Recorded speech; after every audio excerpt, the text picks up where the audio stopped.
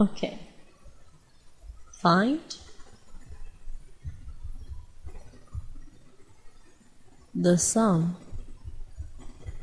of 3/8 and 2/3. Now what sum means is that you must use addition. So let's do this.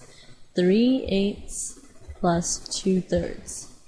Now what you're going to notice is that these fractions do not have the same or do not have like denominators.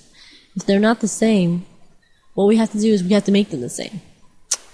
Now when you look at this, in order to make them the same, we have to find the greatest, the least common multiple, right?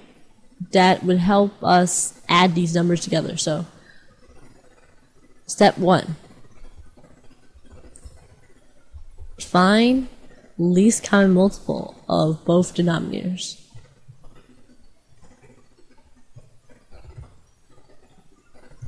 Okay. LCM of 8 and 3 would be, let's see, list the multiples of 8. List the multiples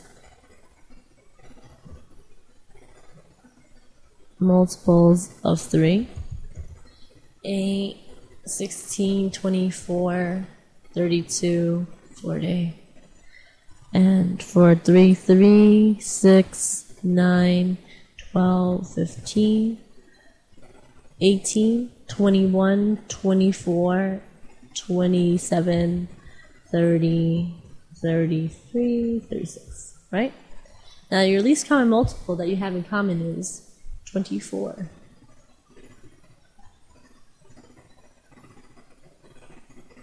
Okay?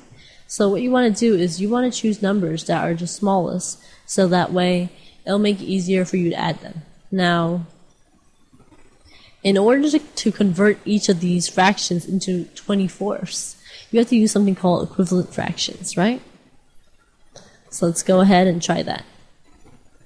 I'm going to write the fractions vertically, 3/8, 2/3. Now what I want is 24 on both of their denominators.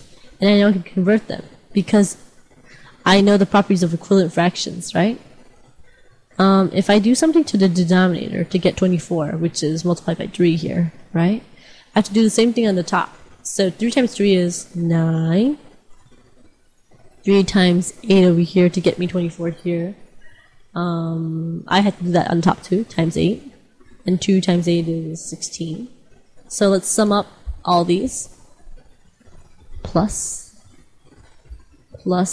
and what do we get? 9 plus 16 is 25. And keep the same denominator. When you're adding, you don't add the denominators, you just add the numerators, which is the top number, right? And so the sum of 3/8 and 2/3 is 25 24ths. So let's review. Step 1, find the LCM. Step 2, convert each fraction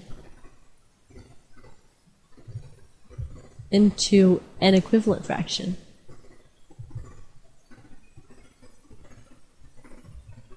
With LCM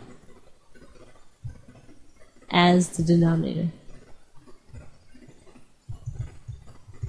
Step 3 is to add. Add numerator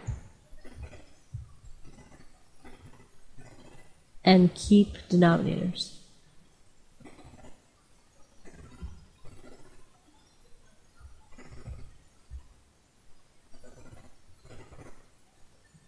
Okay.